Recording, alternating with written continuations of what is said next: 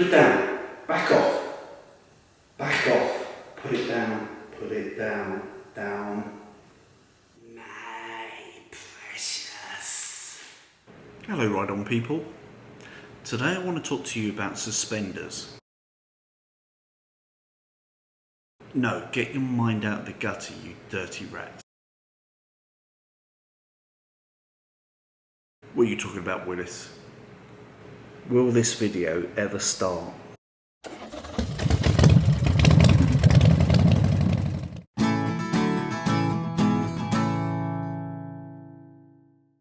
Now I could talk about spring weights, bending valves, ride height, sag, high and low speed controls and all that jazz.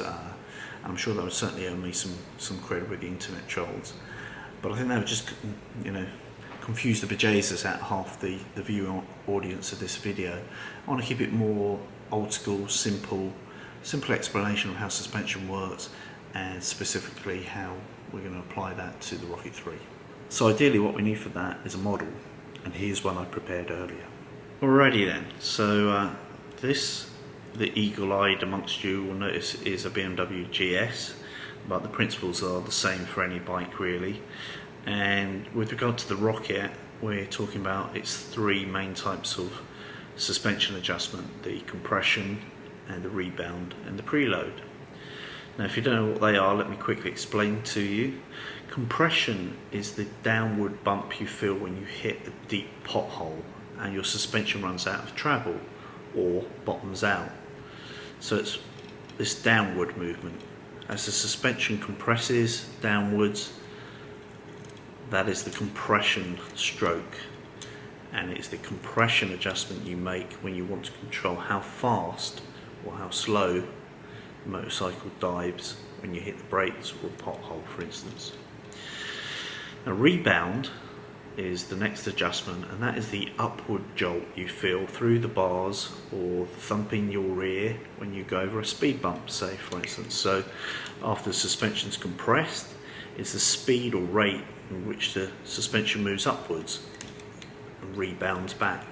So it's compression down, rebound up, simple. Now the third key thing is preload, the height that the suspension holds the bike at before the rider sits on the bike itself.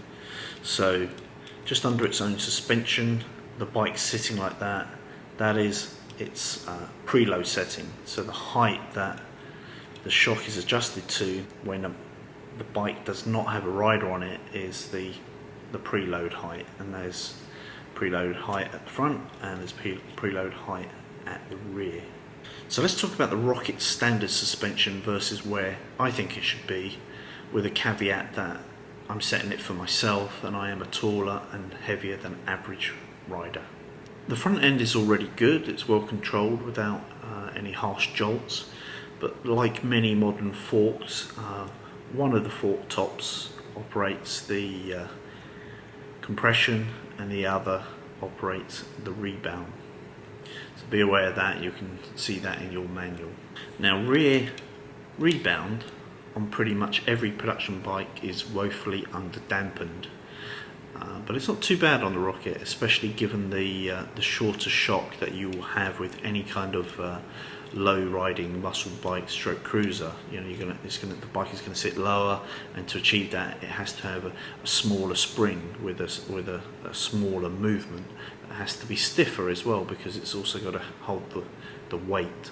So realistically it's always going to give a slightly harsher ride than say this adventure bike, which has loads of travel and a tall seat. I would say the rear compression is about right for the average rider, but would do with being maybe a tad firmer for heavier or sportier riders. So we get into the real crux of the Rocket, which I think needs to be addressed, and that is the rear preload is set to its lowest setting. Now with the back of the bike set low, this helps with physically getting on and off the bike because technically it lowers the seat height just a smidgen, and it maximises rear traction because the weight is carried low over that rear wheel. But it also takes weight off the front end, which hampers stopping distance because the more the bike is pushed down onto that front tyre, the more the tyre can bite into the ground, and that helps it in terms of braking. Not that there's any issue with the Stylema brakes of the Rocket, but it's just technically what's happening. And that also then slows the steering slightly as well. So if if the front wheel is kind of up here somewhere, it's actually pushing wider, whereas when it's lower down, it actually can hold a tighter line, which is why you find sports bikes typically have a high at the back and low at the front. It's as simple as that. They're putting more weight through that front end, tyres gripping more, and it's easier to turn sharper turns. So if you want to carve as much as cruise, that rear end really needs raising, and raising quite a lot really, because as standard it's set on its lowest setting. So I looked in the owner's manual under the suspension pages, and the advice Triumph provide for riding either solo or with luggage or two up, etc. And you can download a PDF of the owner's manual from the Triumph website, by the way, and then load it into, say, books on your iPhone for when on the road, or simply keep a copy in the cloud for reference if you ever need it. So I noticed the rear setting for the rider plus luggage looked about right for how I felt the suspension should be adjusted to help the bike steer that little bit better. And I think off the top of my head, but you can check in the manual, it was just one click or one full turn of both rebound adjustment and compression adjustment, but about a huge 9 turns of preload to take it from its lowest setting to a midway point through its available range. So if this is the full range at the back of the preload, it's set as standard on its lowest. That would be its highest at 18 turns of the rear preload, but we want it somewhere in between, and hopefully that's a Goldilocks setting. So the rear preload, which is a hand adjuster, will need to turn a full 9 turns in order to get that kind of nice halfway mark. So that's what I've adjusted my bike to, and it rides and steers a little better for literally 5 minutes of adjustment, and it's very easy to do. Anybody can do it. You only need a straight edge screwdriver and a torch. Now let's take a look at the actual Rocket and how to make the actual adjustments on the bike itself. She's a lovely, so lovely. So as we look from the rider's seat, this right hand adjuster here is compression, and it actually has compression or comp embossed on the top, and it shows you a little arrow saying clockwise makes it firmer or harder, and counterclockwise makes it softer. Over here we have rebound, exactly the same. It's saying 10 for tension, and again clockwise H for harder, counterclockwise S for softer. Rebound will control the speed that the spring springs back at you. Compression will control the dive of the forks, how much it compresses when you brake. Now when we look in the manual, the settings for compression and rebound for the front end are exactly the same whether you're riding solo or whether you are solo with luggage. So I've left mine stock, and I'm quite happy with the front end. It handles well enough for my needs. Now the first thing we need to do is remove this cover on the right hand side, and what we're going to do is put a finger behind here at the top, pull it outwards, and it will pop out of its locating lug here, and then we'll do the same here. We'll pull it outwards and it'll pop out of its locating lug, and then it's seated down into an actual holder here, and we'll just lift it upwards.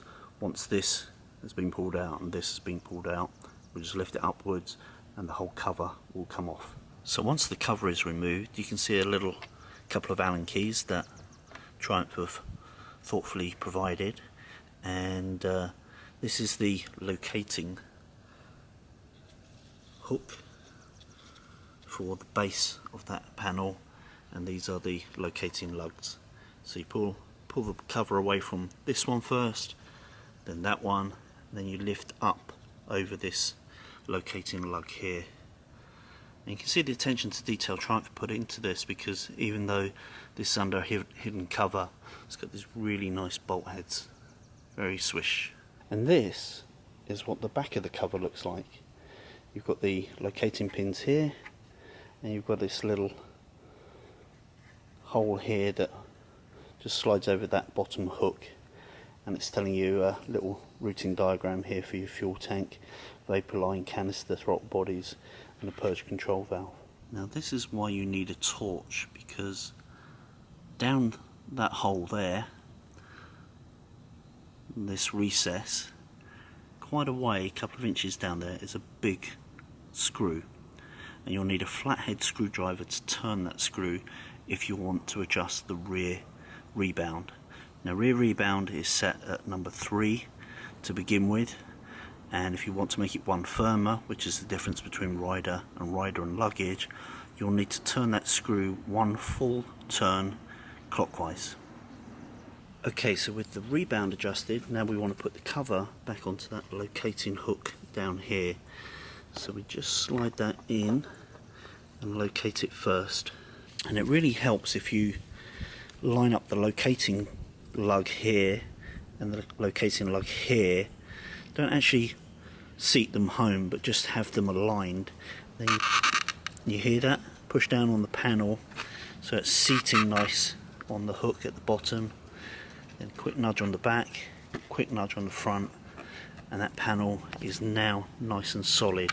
Should feel solid, shouldn't feel, got a slight movement there. It's slightly squeaky because it's sitting on a rubber hook, but it should not feel loose. Now here on the back shock we have the compression adjuster, and just like the rebound adjuster, the difference between the rider setting and rider with luggage is number three versus number 2, and so we need to turn that screw head one full turn clockwise. And that's it for compression adjustment, simple as that. Okay, we're on the left hand side of the bike now, above the shaft drive, and I'm not sure the camera will pick it up that well, but this hand dial here, which is about 1 inch in diameter, that is your rebound adjuster. And to make the bike firmer and increase the preload, that needs to turn clockwise, and to decrease it, it needs to turn anti-clockwise. It's already at its lowest preload, meaning it's fully wound out and anti-clockwise. And remember, when winding this, it's winding it as looking upwards. If you wind it, you know, like this, in a anti-clockwise fashion, you'll actually be increasing it because it's upside down. So just be aware of that. If you lie on your side and look upwards, you won't get confused about what's clockwise and anti-clockwise. And this will need to turn this direction, if it picks up my finger, clockwise to increase it. Now it has a range of 18, and the difference between rider and luggage is a full 9 turns of that. And what I found with my adjuster is it doesn't give you any indication of what's a full turn, and it is quite stiff once you've got a couple of turns on it. So some preload hand adjusters will have a nice satisfying click when you've had one full turn, and you'll be able to do 9 of those. Mine doesn't actually do that. Yours may, but mine doesn't, and it gets a little bit harder to turn the more turns you get on it. But essentially you need to turn that a full turn 9 times, and then you'll be at the midpoint between minimum and maximum rear preload, and you'll be at the setting that Triumph recommends for rider with luggage. And that's basically it. Very simple, very easy to do. Just take your time, have a look at your manual, turn the adjusters to suit, and you'll find that the bike is a little bit more comfortable, rides over potholes a little bit better, and will turn that little bit sharper. What do you think of my new tag? My new number plate? Pretty cool, huh? There we have it. Rocket 3. bike of 2020. Okay, so I hope you've enjoyed this video and maybe learnt something. Like cats really do not help when you're trying to do a closing statement on your video. And if you would like some feedback on what to set the suspension settings for your own rocket and you're still a little bit lost, then let me know in the comments. I need to know your rough height, your rough weight, and what your riding preference is, whether you're more of a cruiser or whether you like to ride in a sporting manner and twist that throttle wide open. Let me know and I'll try and advise you the best I can. Get your motor running, head out on the highway, looking for adventure and whatever thing.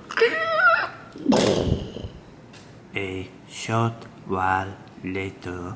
Fully restored.